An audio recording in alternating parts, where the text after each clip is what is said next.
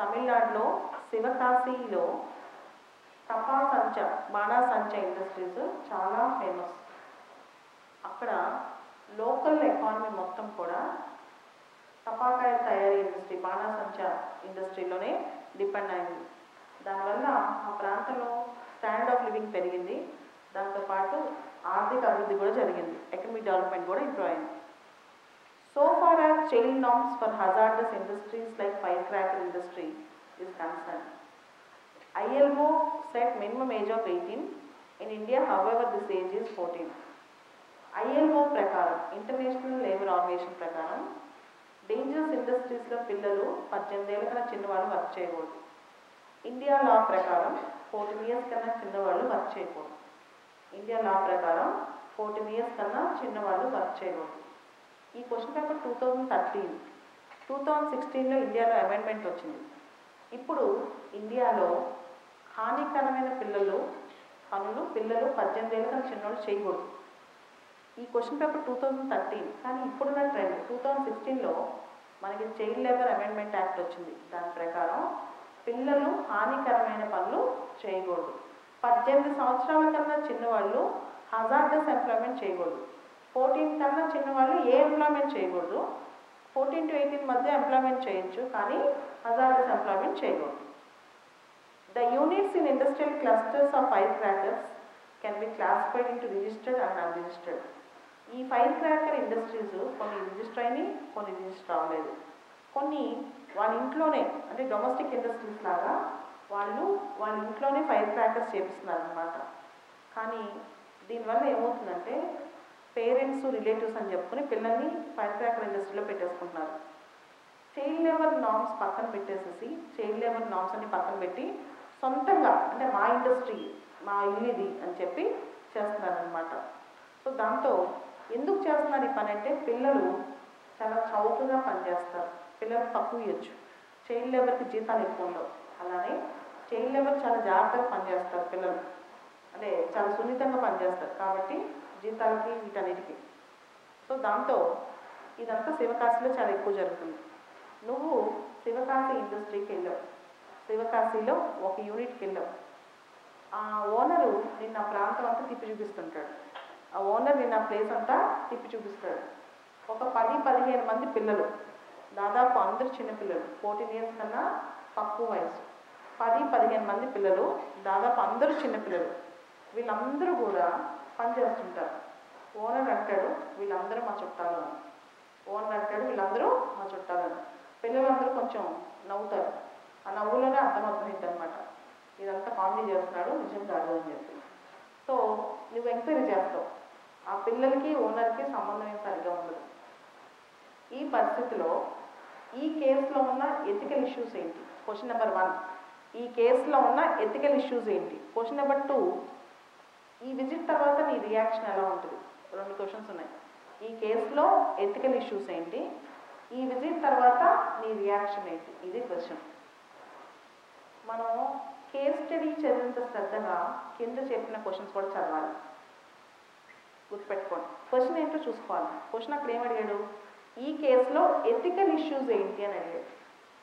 Question number 2 ఏంటి? నువ్వేం చేస్తావు, రియాక్షన్ ఏంటి, నీ రియాక్షన్ అని అడిగాడు.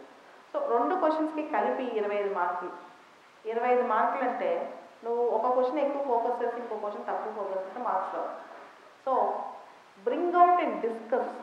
ఇక్కడ 2 పదాలు ఉన్నాయి. ఏమేమి ఎథికల్ ఇష్యూస్ ఉన్నాయి వాటి మీద డిస్కస్ చేయాలి. ఫస్ట్ ఏమేమి ఎథికల్ ఇష్యూస్ ఉన్నాయో ఐడెంటిఫై చేద్దాం. 1, పావర్టీ, కేవలం పేదరికం వల్ల పిల్లలు పనికెళ్తున్నారు.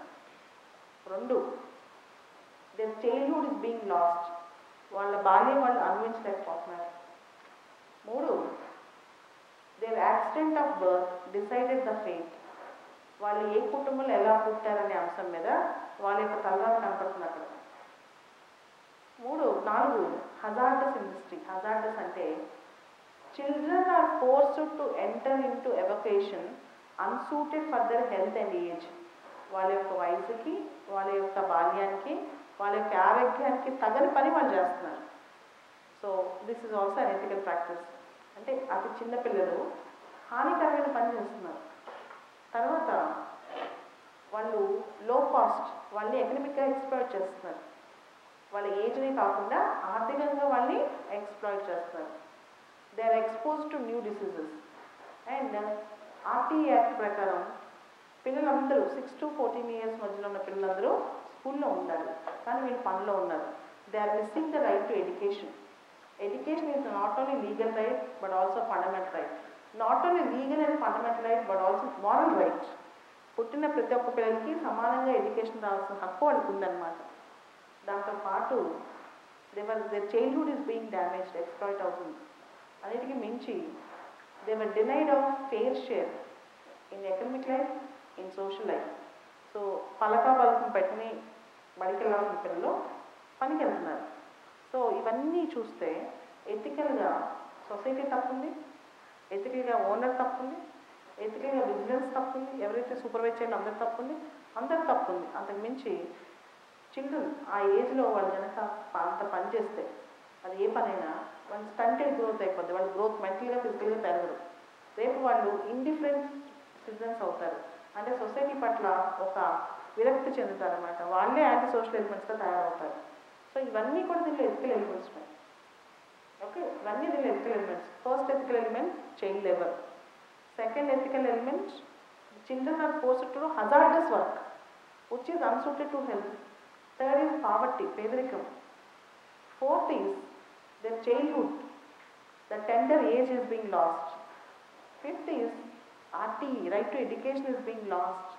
Sixth is low paid economic exploitation. Seventh is they were denied all their social, economic and cultural rights, even childhood rights. ఇవన్నీ పోతున్నాయి. ఇవన్నీ పోను indifference of society, indifference of parents, indifference of factory owners. So all these things are also issues. ఇవన్నీ కూడా ఇష్యూసే కదా, ఇవన్నీ కూడా ఇష్యూసే. దాని తర్వాత నీ రియాక్షన్ ఎట్లా ఉంటుంది? Next question. ఇక్కడ నువ్వు గవర్నమెంట్ సర్వెంట్ అని చెప్పలేదు. నువ్వు ఒక గవర్నమెంట్ సర్వెంట్ అనుకో, రియాక్షన్ కొంచెం డిఫరెంట్గా ఉంటుంది. నువ్వు ఒక కామన్ మ్యాన్ అనుకో, రియాక్షన్ డిఫరెంట్గా ఉంటుంది.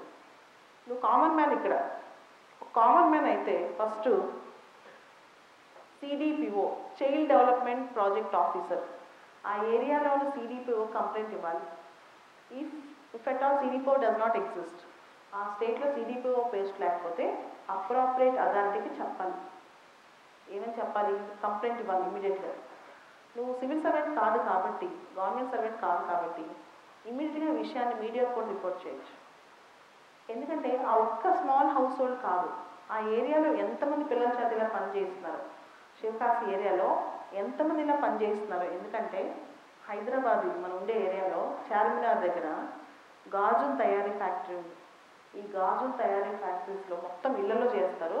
పిల్లల్ని వందల్లో వేలల్లో బ్యాంగిల్ మేకింగ్ చేస్తారు, చిన్న పిల్లలు అనమాట. It's a dangerous industry. అలానే కాశ్మీరీ పష్మీనాస్, కాశ్మీరీ తివాచీ మేకింగ్ ఇండస్ట్రీలో కూడా అంటే చిన్న పిల్లల చేత పనిచేస్తారు. సో ఈ హౌస్ హోల్డ్ ఫ్యాక్టరీస్, అన్రిజిస్టర్డ్ ఫ్యాక్టరీస్కి విజిట్ చేయాల్సిన బాధ్యత చైల్డ్ డెవలప్మెంట్ ఆఫీసర్స్ది. They have to take care అనమాట. ఫస్ట్ వాళ్ళ కంప్లైంట్ ఇవ్వాలి, వాళ్ళ యాక్షన్ తీసుకోకపోతే ఇమీడియట్గా మీడియా కంప్లైంట్ ఇవ్వాలి. అంతకు మించి నువ్వు కనుక కామన్ మ్యాన్ అయితే దగ్గరలో మంచి ఎన్జిఓ ఏదైనా ఉంటే చైల్డ్ లేబర్ కోసం, ఎలిమినేషన్ కోసం వర్క్ చేస్తున్నా, ఉదాహరణకి కైలాస్ సత్యార్థి బచ్పన్ బచావో ఆందోళన ఉంది. కైలాస్ సత్యార్థిది బచ్పన్ బచావో ఆందోళన ఉంది. సో అలాంటి ఎన్జిఓస్ని కాంటాక్ట్ చేసి ఇమీడియట్గా పిల్లలకి రిలీఫ్ ఇప్పించాలి, వాళ్ళని రీహాబిలిటేషన్ హోమ్కి తరలించాలి.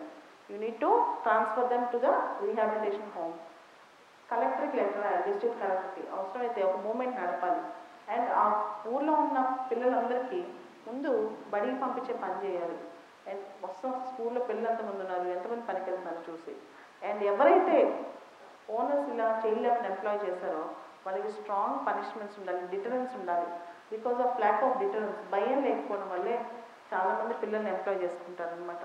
ఈ మధ్యలో మనం చూసారా, స్ట్రాంగ్ క్లాస్ వచ్చిన తర్వాత చైల్డ్ లేబర్ తక్కువైపోయారు. పాత రోజుల కన్నా ఇప్పుడు మన పిల్లలు సిటీస్లో పెద్ద పెద్ద ప్లేసెస్లో తక్కువైపోయారు. ఎక్కడైతే హౌస్ హోల్డ్స్ ఉన్నాయో అక్కడ ఇంకా ఉన్నారు కానీ ఉన్నారు. So we need to have a strong deterrence, భయం కల్పించాలి. So this is not a single case, only ఒక కేసే కదా వదిలేస్తే it will have lot of repercussions. So we need to be very strong. ఇది రాస్తూ you are expected to write about Article 24, abolition of child labor. అలానే direct to principle article 39 clause F. Direct to principle article 39 clause F. Article 39 clause F ఏంటి? Children should not be forced to enter into avocations unsuited for their health. Children shall not be forced to enter into avocations unsuited for their health. So ఇవన్నీ రాసి నువ్వు conclude చేయాలన్నమాట. This is how you need to write. Okay, you need to explain about the importance of childhood. నీ reaction ఎలా ఉంటుంది and ఎక్కడ ఇండియాలో child labour లేకుండా ఒక మూమెంట్ లీడ్ చేయగలగాలి. That is very very important. That can come only with governmental intervention. Government intervene అవ్వాలి, society intervene అవ్వాలి, యూత్ వాలంటరీ గ్రూప్స్ ఇంటర్వ్యూన్ అవ్వాలి, ఎన్జిఓస్ ఇంటర్వ్యూన్ అవ్వాలి. ముఖ్యంగా poverty is the cause and consequence of child labour. పేదరికమే కారణం. అది కనుక eliminate చేస్తే మొత్తం ఎండ్ అవుతుంది అన్నమాట. This is the solution. నువ్వు ఒక ఫినాన్స్ మినిస్ట్రీలో సీనియర్ ఆఫీసర్వి, గవర్నమెంట్లో ఫినాన్స్ మినిస్ట్రీలో సీనియర్ ఆఫీసర్వి. ఫినాన్స్ మినిస్ట్రీ ఒక పాలసీ డెసిషన్ తీసుకోబోతోంది. ఆ డెసిషన్ ఏంటో నీకు కొంతమంది తెలుసు. ఆఫీస్లో ఒక బిల్డర్ ఉంటాడు. ఆ బిల్డరు గవర్నమెంట్ కోసం చాలా మంచి పని చేస్తుంటాడు, క్వాలిటేటివ్ వర్క్ చేస్తుంటాడు. మీ ఆఫీసర్కి చాలా సీనియర్, చాలా క్లోజ్ అనమాట ఆ బిల్డర్. నీ బాస్కి చాలా క్లోజ్ ఆ బిల్డర్.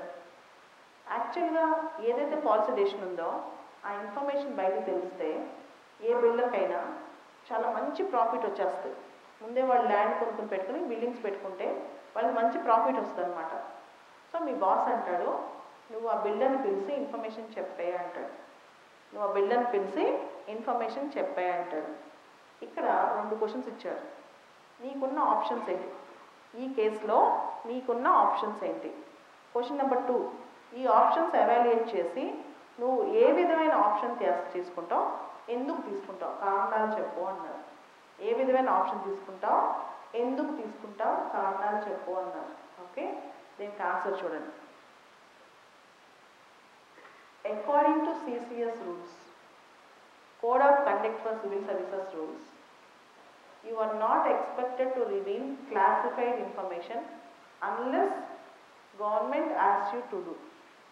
నువ్వు సిసిఎస్ రూల్స్ ప్రకారం నీ దగ్గర ఉన్న సీక్రెట్ ఇన్ఫర్మేషను ఎప్పుడు ఎవరికి బయటికి చెప్పకూడదు. As a government officer you are expected to maintain confidentiality. ప్రభుత్వ అధికారిగా నువ్వు గోప్యత మెయింటైన్ చేయాలి. As a government officer you are expected to maintain confidentiality. అయితే ఈ కేసులో మీ బాస్ ఏం చెప్పాడంటే, ముందే ఒక బిల్డర్కి చెప్పాయి. ఆ బిల్డర్ చాలా వర్క్ చేశాడు. ఒక మనిషి ఎంత క్వాలిటేటివ్ వర్క్ చేసినా, మనకి ఎంత దగ్గరున్నా, అతను ఎంత నిజాయితీ పరుడైనా అతని కోసం మనం ఇల్లీగల్ పని చేయకూడదు. గుర్తుపెట్టుకోండి. You are not expected to do any act of illegality just because the other person is very good, honest or he is very close to you. This is one point you should remember. ఇక్కడ నీకు ఒక pressure ఉంది. Pressure ఎవరు? మీ boss. This is called undue influence. Your boss, the man who is in the position of your boss is exerting undue influence. నీ మీద ఒక ఒత్తిడి తీసుకొస్తున్నాడు అనమాట. Okay, the case study wants to test you whether you will succumb to such type of pressures. ఇలాంటి ఒత్తిడి వచ్చినప్పుడు నువ్వు తల ఊగుతావా లేదా? ఒక ఆఫీసర్గా నువ్వు ఉన్నప్పుడు బోల్డ్గా, కరేజియస్గా ఉండాలి. You should stick to your values. నీకున్న విలువలు కట్టుబడి ఉండాలన్నమాట. సో ఇక్కడ నీకున్న ఆప్షన్స్ ఏంటి? ఒకటి, బాస్ చెప్పినట్టు చేయటం, బాస్ చెప్పినట్టు అతనికి ఇన్ఫర్మేషన్ ఇవ్వటం. 2, బాస్ నేను ఈ పని చేయను, ఇది తప్పు, క్లాసిఫైడ్ ఇన్ఫర్మేషన్ నేను రివీల్ చేయను అని చెప్పటం. 3, బాస్ కనుక ప్రెజర్ చేస్తే సూపర్ బాస్కి త్రూ ప్రాపర్ ఛానల్ నెక్స్ట్ బాస్కి వెళ్ళి విషయం కంప్లైంట్ ఇవ్వటం. 4, ఆ పొజిషన్ నుంచి నువ్వు తప్పుకోవడం, లీవ్ పెట్టి వెళ్ళిపోవడం, ట్రాన్స్ఫర్ చేయించుకోవడం. ఈ 4 ఆప్షన్స్ ఉన్నాయి. ఈ 4 ఆప్షన్స్లో ఏవేవి ఎలా ఉంటాయో ఒకసారి చూద్దాం. బాస్ చెప్పినట్టు చేస్తే బిల్డర్ గుడ్ కాబట్టి బిల్డర్కి మంచి జరుగుతుంది, బాస్ హ్యాపీ ఫీల్ అవుతాడు, నీ కెరీర్ బాగుంటుంది. కానీ దానివల్ల ఏమవుతుందంటే you have lost your confidentiality. నువ్వు గోప్యంగా ఉంచాల్సిన ఇన్ఫర్మేషన్ బయటకు చెప్పేస్తావు. దాంతోపాటు ఈ విషయం కనుక బయటకు వస్తే అందరూ నీపై నమ్మకం కోల్పోతారు, నీపైన చెడు ప్రచారం జరగవచ్చు, లీగల్ యాక్షన్ కూడా రావచ్చు.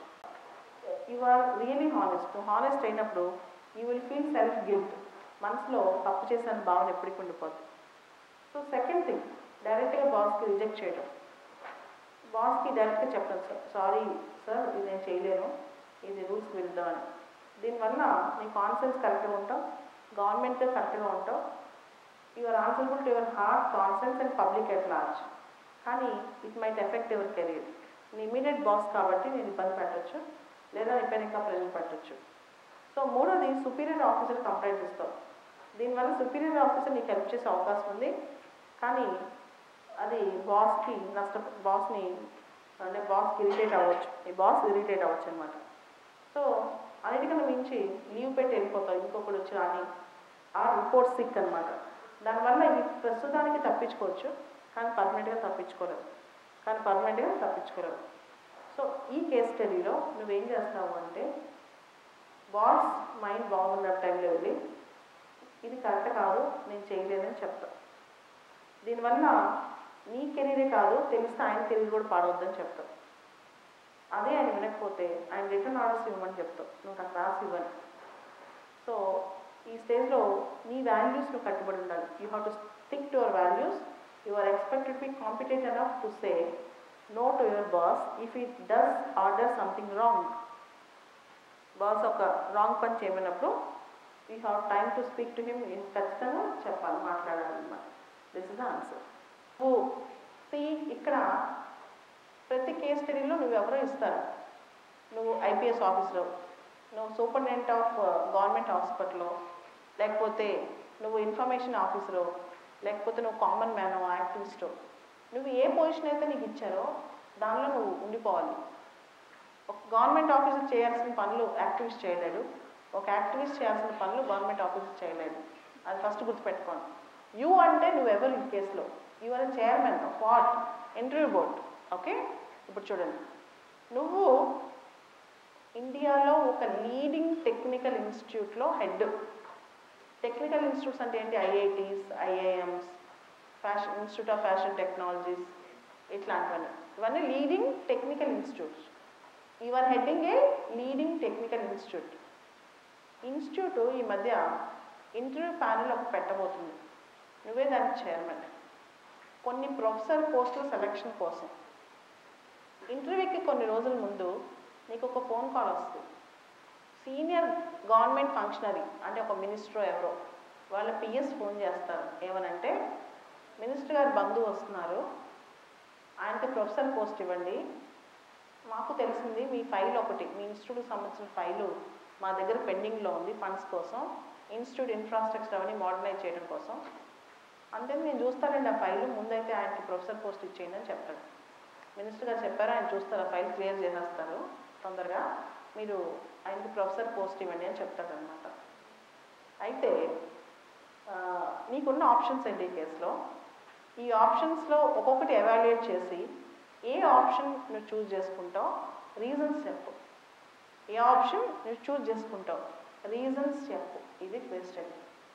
సో దీనిలో గుర్తుపెట్టుకోవాలి, any organisation the foundational values should be based on ethics. ఏ ఆర్గనైజేషన్ కైనా పునాదులు విలువల మీద ఉండాలి. అండ్ ఇది టెక్నికల్ ఇన్స్టిట్యూట్, ఒక టీచింగ్ ఇన్స్టిట్యూట్. టెక్నికల్ ఇన్స్టిట్యూట్ అంటే ఏంటి? The quality of teaching really matters rather than modernisation. Modernisation కంటే కూడా టీచర్ ఈజ్ ఇంపార్టెంట్. అండ్ ఇక్కడ ఒక ప్రొఫెసర్ నువ్వు మెరిట్ లేకుండా సెలెక్ట్ చేస్తే అక్కడ ఎవరు ఇబ్బంది పడతారు? మొత్తం హోల్ ఇన్స్టిట్యూట్ స్టూడెంట్స్ ఇబ్బంది పడతారు. ఇది పక్కన పెట్టుకుని 1, 2, 3, 4 ఆలోచించి ఒకసారి. First thing, today the minister is offering quid pro quo. Quid pro quo అంటే నువ్వు మా వాళ్ళకి ఉద్యోగం ఇస్తే నేను నీకు ఫండ్స్ క్లియర్ చేస్తాను. First thing, if you compromise merit it will affect your institute. Number 1. Number 2, if you do give the job, అలా అని చెప్పి ఆ అబ్బాయికి జాబ్ ఇచ్చావనుకో, you are compromising with your values. నువ్వు నీ వాల్యూస్తో కాంప్రమైజ్ అయిపోతున్నావు. మూడోది, ఇన్స్టిట్యూట్ బెనిఫిట్ అవ్వచ్చు, మోడర్నైజ్ అవ్వచ్చు, కానీ ఇక్కడ values are very very important. ఇప్పుడు ఇంకొకరికి తెలిసిందనుకో ఈ విషయం, రేపు ఏమవుతుంది? అండ్ ఇలాంటి వ్యక్తి ఇన్స్టిట్యూట్లో అడుగు పెట్టాడు అనుకో, ఏది రికమెండేషన్ చేయించుకుని వచ్చి ఇన్స్టిట్యూట్లోకి వచ్చాడు అనుకో, రేపు కొత్త రికమెండేషన్ స్టార్ట్ అనేముంది, ఇలాంటివి ఇన్స్టిట్యూట్లో రిపీట్ అవ్వడం అనేముంది. ఒకసారి వన్స్ కాంప్రమైజ్డ్ ఆల్వేస్ కాంప్రమైజ్డ్, ఒకసారి కాంప్రమైజ్ అయితే ప్రతిసారి కాంప్రమైజ్ అవ్వాల్సి వస్తుంది. సో ఇది దీని మీరు థింకింగ్ చేయాల్సింది, అంటే మీరు ఈ విధంగా ఆలోచించాలి. ఇప్పుడు నీకున్న ఆప్షన్స్ ఏంటి? ఒకటి, నువ్వు ఇంటర్వ్యూస్ కండక్ట్ చేస్తావు, మినిస్టర్ చుట్టాలు రాని, ఎంపీల చుట్టాలు రాని, ఎవరు రాని, ఎవరు వచ్చినా పర్లేదు, మెరిట్ బేస్ మీద తీసుకుంటాం. So first option is irrespective of any recommendation, let everyone come, you select based on merit, you select the person based on merit. అందరినీ రాని మెరిట్ ప్రకారం చేస్తాం. ఇది ఫస్ట్ ఆప్షన్. సెకండ్ ఆప్షన్ ఏంటంటే మినిస్టర్ చుట్టాలకి జాబ్ ఇచ్చి institute modernisation కోసం funds తీసుకుంటాం. Third option, ఎవరి పేరైతే రికమెండ్ చేస్తారో మినిస్టర్, ఆ వ్యక్తిని ఇంటర్వ్యూకి కూడా అలౌ చేయవు. రీజన్ ఏంటంటే ఒకవేళ అతను మెరిట్ అయినా సరే అతను క్యారెక్టర్ లేదు. ఈ wanted to have some short cut for success. తను ఒక సక్సెస్కి ఒక షార్ట్ కట్ వెతుకుంటున్నాడు. అలాంటి వ్యక్తి పిల్లలకు వచ్చి ఏం నేర్పిస్తాడు? This is third option. Fourth option, అసలు నీకు ఈ బయాసే లేకుండా నువ్వు ఇంటర్వ్యూ బోర్డులోనే ఉండవు, వేరే వాళ్ళని కూర్చోబెడతావు. సో ఇలా 4 ఆప్షన్స్ ఉన్నాయి. ఈ 4 ఆప్షన్స్లో మంచి చెడు చెప్తే ఫస్ట్ ఆప్షన్కి వెళ్తే మినిస్టర్ హ్యాపీ చేసేసి నువ్వు ఫండ్స్ తెచ్చుకున్నావు అనుకో, ఇన్స్టిట్యూట్ బాగుపడుద్ది. At the same time teaching quality తగ్గిపోద్ది, లేదా నీ వాల్యూస్ కాంప్రమైజ్ అయిపోతావు. సెకండ్ థింగ్, నువ్వు రిజెక్ట్ చేసే మెరిట్ ప్రకారం చూసావు. సో అందరినీ ఒకే మెరిట్ ప్రకారం చూస్తావు, అది మినిస్టర్ వాళ్ళైనా బయట వాళ్ళైనా. నీ వాల్యూస్ కాపాడుకున్నావు, ఆర్గనైజేషన్ వాల్యూస్ కాపాడావు. కానీ నష్టం ఏంటి? నీ ఫండ్స్ రిలీజ్ అవ్వవు. ఫండ్స్ రిలీజ్ అవ్వకపోతే నీ ఇన్స్టిట్యూట్ బాగుపడదు, ఫాస్ట్గా మోడర్నైజ్ అవ్వదు. బట్ ఒకరు గుర్తు పెట్టుకోవాలి, ఎప్పుడైనా సరే when we are value based, one day or the other will get the good outcomes అన్నమాట. థర్డ్ థింగ్, అవుట్రైట్గా వ్యక్తిని రిజెక్ట్ చేసేస్తాం, ఎందుకంటే he he's finded out some short cut. దీనివల్ల లాభం ఏంటంటే అలాంటి వ్యక్తులు మీ ఇన్స్టిట్యూట్లో కడుగు పెట్టుకుని ఉంటారు, కానీ నష్టం ఏంటంటే minister may get more angry on you. Okay, fourth thing ఏంటి, నువ్వు అసలు బోర్డులో ఉండవు అసలు. సో ఇన్ ఏ వే ఇది గుడ్ అనుకోవచ్చు, కాకపోతే దీనిలో పెద్ద చేంజెస్ ఏమి రావన్నమాట. సో విషయం ఏంటంటే conduct the interviews irrespective of any recommendation, whoever is meritorious give the job. And institute funds antara, if the institute is doing well, if the institute is performing, definitely one day it will be recognized, and should not wait for somebody else to approve for undue benefit. Let the things will come on their own way అని చెప్పి values you should give first priority rather than funding for the institute. This is the answer for this case study. నువ్వు ఒక మంచి Infotech కంపెనీకి, upcoming Infotech కంపెనీకి executive director, ఇప్పుడిప్పుడే ఆ కంపెనీకి మార్కెట్లో మంచి బ్రాండ్ నేమ్ వస్తుంది. నీ కంపెనీలో ఏ అనే ఒక అబ్బాయి చాలా బాగా పనిచేస్తుంటాడు. అతను మార్కెటింగ్కి హెడ్ అన్నమాట. 1 సంవత్సరంలోనే మీ కంపెనీ రెవెన్యూస్ చాలా బాగా పెరిగాయి, మీ కంపెనీకి బ్రాండ్ వాల్యూ కూడా చాలా బాగా పెరిగింది. దానికి కారణం ఏ చాలా బాగా పనిచేసి మీ కంపెనీని ముందు తీసుకెళ్ళాడు. కానీ నీకు ఒక సమాచారం ఉంటుంది అనమాట, ఏమని అంటే ఏ అమ్మాయిల పట్ల చెత్తగా ప్రవర్తిస్తాడు, ఎలా చెత్త కామెంట్స్ పాస్ చేయటం, ఊరికే ఇండీసెంట్ ఎస్ఎంఎస్ పంపించడం. అలా ఒకరోజు ఎక్స్ అనే అమ్మాయి, ఏ టీంలో పనిచేసే ఎక్స్ అనే అమ్మాయి నీ దగ్గరకు వచ్చింది. చూడటానికి మొత్తం డిస్టర్బ్ అయిపోయి ఉంటుంది, బాగా విజిబుల్లీ డిస్టర్బ్ సిచ్యువేషన్. చూడగానే అర్థమవుతుంది అమ్మాయి ఏంటి బాధపడుతుంది. ఒక లెటర్ నీకు ఇస్తుంది, ఏమంటుందంటే తనతో చెత్తగా బిహేవ్ చేస్తున్నాడు, తన క్యాబిన్లోకి వచ్చి చాలా మాట్లాడుతున్నాడు అండ్ సెక్షువల్గా అబ్యూజ్ చేయడానికి ట్రై చేశాడు అని చెప్పి. ఆ అమ్మాయి రిజిగ్నేషన్ నీ చేతిలో పెట్టి వెనకెళ్తుంది.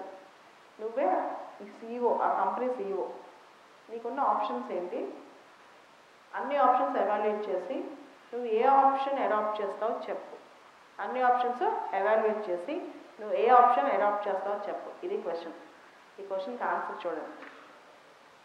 ఫస్ట్ థింగ్, నీకు ఆర్గనైజేషన్కి ఉపయోగపడతాడు అంటే వాడు ఏం చేసినా పర్లేదా? ఒకసారి ఆలోచించండి. ఇది నీ క్యారెక్టర్ టెస్టింగ్ అనమాట.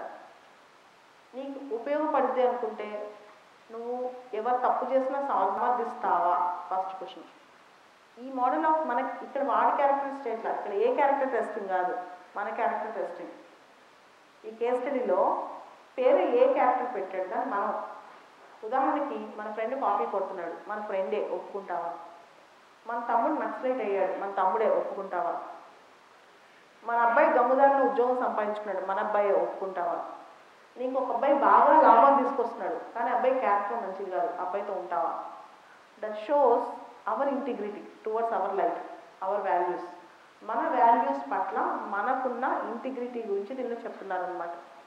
ఇది టెస్ట్ చేస్తున్నారు. ఇది ఈ టైప్ ఆఫ్ కేస్ స్టడీ ఒక్కటి ఖచ్చితంగా వస్తుంది. ఈ టైప్ ఆఫ్ కేస్ స్టడీ ఒక్కటి ఖచ్చితంగా వస్తుంది ప్రతి కేస్ స్టడీలో. మన క్యారెక్టర్ని టెస్ట్ చేస్తున్నారు ఇక్కడ. దీనిలో first thing, an organization which does not respect women will not last long as a value based organization. ఒక సంస్థ మహిళలకు గౌరవం ఉన్నప్పుడు ఎక్కువ కాలం మనగడలో ఉండలేదు, ఉన్న విలువలతో ఉండలేదు. ఒకటి. రెండు, ఏ అనే వ్యక్తికి మంచి స్కిల్ ఉంది, marketing skill, but personality character బాగాలేదు. Character competence is more important than exceptional skill. Character competence is more important than exceptional skill. ఎంత స్కిల్ ఉన్నా కానీ క్యారెక్టర్ బాగుండాలి. థర్డ్ థింగ్, ఈ వ్యక్తిని ఇప్పుడు వదిలేసామనుకో, he will become more dangerous to your organisation. కానీ నీకున్న సమాచారం నిజమో కాదో నీకు తెలియదు. So first of all you need to have an enquiry committee on it or women grievances committee on it. ఒక కమిటీ వేయాలి. ఆ కమిటీలో ముందు ఎక్స్ని ఆపి రిజిగ్నేషన్ చేయకుండా ఆపాలి. ఎక్స్ని రిజైన్ చేయనివ్వకూడదు. Let prove it. అలానే ఇన్వెస్టిగేషన్ జరగాలి దీనిలో, ఎంతవరకు ఏ తప్పు చేశాడు అని. First thing. సెకండ్ థింగ్, ఏ తప్పు చేశాడని తెలిస్తే, చిన్న తప్పు అయితే ఏకి కొంత టైం ఇచ్చి కౌన్సిలింగ్ చేయాలి. కౌన్సిలింగ్ చేసి you should ask him not to repeat, ఇలాంటి రిపీట్ చేయొద్దని. అదే పెద్ద తప్పు అనుకోండి, if you does with many people or this women 2-3 సార్లు చేసి ఉంటే, ఒక్కసారికి if he does not mend his ways, if he does not change his ways, రిపీటెడ్గా చేస్తూ ఉంటాయి, ఏని ఎటువంటి రిమోర్స్ లేకుండా ఉద్యోగం తీసేయాలి. ఎందుకు తెలుసా? If you allow A, that means you are creating a precedent in your organisation. A అనే చెత్త క్యారెక్టర్ ఉన్న వ్యక్తిని ఆర్గనైజేషన్లో కంటిన్యూ అవనిస్తే అలాంటి వాళ్ళు ఇంకొంతమంది తయారవుతారు. నెంబర్ 1. నెంబర్ 2, ఆర్గనైజేషన్ అనేది ఒక్క వ్యక్తి మీద నడవకూడదు. ఏ అనే వ్యక్తి మీద మీ ఆర్గనైజేషన్ మొత్తం నడవకూడదు. ఆర్గనైజేషన్ అయితేనే టీమ్ వర్క్. సో టీమ్తో ఆర్గనైజేషన్ ముందుకెళ్ళాలి. ఎప్పుడు కూడా ఒక వ్యక్తి మీద ఆర్గనైజేషన్ డిపెండ్ అవ్వకూడదు. 3, థర్డ్ ఏంటంటే, ఇది ఫేమస్ కోట్ మీ అందరూ తెలుసు, ఎత్ర నార్యస్తు పూజ్యంతే రమంతే తత్ర దేవత. Where the women are honoured there the goddesses exist. Where the women are honoured there the goddesses exist. And beyond that మనకి Vishaka versus state of Rajasthan 1997 అనే కేసులో గైడ్లైన్స్ ఇచ్చారు. Prevention of sexual harassment at working places. అమ్మాయిలు వాళ్ళు పనిచేసే చోట్ల లైంగిక వేధింపులకు గురి కాకుండా ఉండేందుకు కొన్ని గైడ్లైన్స్ ఇచ్చారు. Visakha versus state of Rajasthan. దాంతోపాటు మనకు ఒక సపరేట్ చట్టం ఉంది, prevention of sexual harassment at working places act. ఇవన్నీ రాసి మనకు ఒక ఫండమెంటల్ డ్యూటీ ఉంది, to renounce practices derogatory to the dignity of women. So మహిళల పట్ల అసభ్యకరంగా ప్రవర్తించకుండా ఉండటం. సో ఏ కనుక నిజంగా తప్పు చేస్తుంటే, ఆ తప్పు సెవియర్గా ఉంటే ఖచ్చితంగా ఏను ఉద్యోగులను తీసేయాలి. అతను ఎంత గొప్ప వ్యక్తి అయినా, అతను ఎవరైనా కావచ్చు, చీఫ్ జస్టిస్ ఆఫ్ ఇండియా కావచ్చు, లేదా పెద్ద జర్నలిస్ట్ కావచ్చు, లేదా పెద్ద టీవీ ఛానల్కి ఎండీ కావచ్చు, ఏదైనా కావచ్చు. But he is not fit to be a person అన్నమాట. Knowledge is not important, but character is important. తెలివితేటలు కాదు, మంచి వ్యక్తిత్వం చాలా ఇంపార్టెంట్ అన్నమాట. సో అది ఈ కేసులో మీరు రాయాలి. ఇది అనాలిసిస్. నీకున్న ఆప్షన్స్ ఏంటంటే, option 1 ask explanation from A, option 2 constitute A committee, option 3 don't accept resignation from X, option 4 transfer both of them to other departments. అమ్మాయిని మార్కెటింగ్లో కాకుండా ఉండమని చెప్పి వేరే దాంట్లో. ఎందుకంటే అమ్మాయి వెళ్ళిపోతే it shows a bad signal. అమ్మాయి రిజైన్ చేసి వెళ్ళిపోతే ఒక ఆర్గనైజేషన్ ఒక అమ్మాయిని ప్రొటెక్ట్ చేయలేకపోయింది అనే ఒక బ్యాడ్ సిగ్నల్ వెళ్తుంది అనమాట. అది ఆపేసారు. So this is how you need to think and write this case study.